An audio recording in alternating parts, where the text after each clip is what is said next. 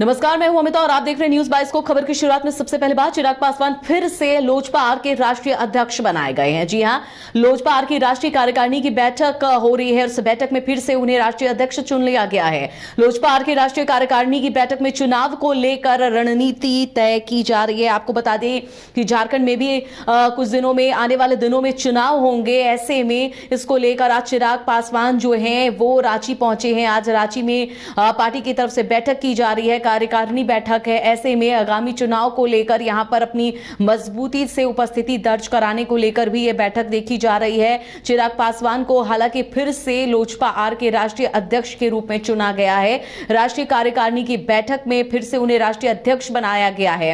Lojpa are की राष्ट्रीय कार्यकारिणी की बैठक में चुनावों को लेकर रणनीति तय की जा रही है। और इस पर ज्यादा जानकारी के लिए सहयोगी नीरज हमारे साथ फोन लाइन पर जुड़ गए हैं। नीरज, आज लोजपा आर के राष्ट्रीय कार्यकारिणी की बैठक है। हालांकि एक बार फिर से नए कार्यकाल के लिए राष्ट्रीय अध्यक्ष के रूप में चिराग पासवान को चुन लिया गया है, लेकिन इन सबके बीच आगामी विधानसभा चुनाव को लेकर क्या रणनीति बनाई गई है, क्या जानकारी इस बारे में?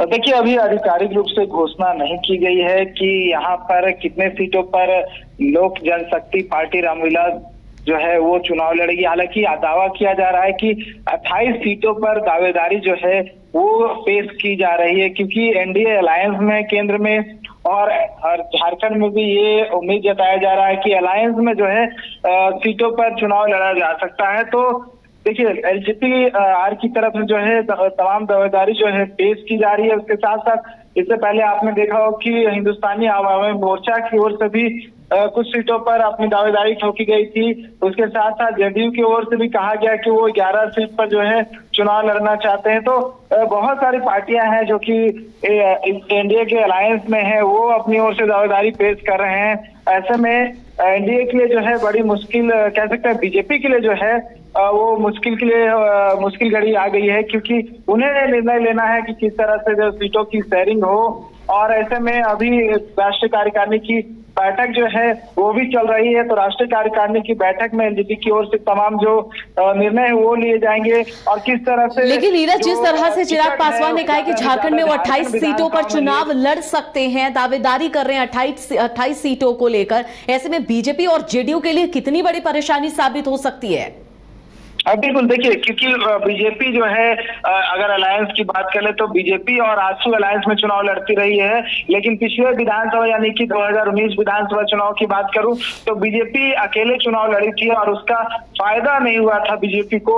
लेकिन इस बार हो सकता है कि आजसू और बीजेपी की अलायंस में है तो चुनाव साथ में लड़े। लेकिन ऐसे में जैसे 2 से 3 पार्टियों का आगमन झारखंड में हुआ और वो भी अपनी दावेदारी पेश कर रहे हैं, तो कहीं ना कहीं बीजेपी के लिए जो है सीट शेयरिंग का फॉर्मूला जो है वो गड़बड़ाता हुआ दिख रहा है। सीट कैसे दिया जाए, इसको लेकर जो है तमाम तरह की रणनीति जो है वो तैयार की जाएगी बीजेपी की ओर से। तो बीजेपी के लिए कह सकते हैं काफी कठिन होगा इस तरह के चुनाव की फैसले लेने का।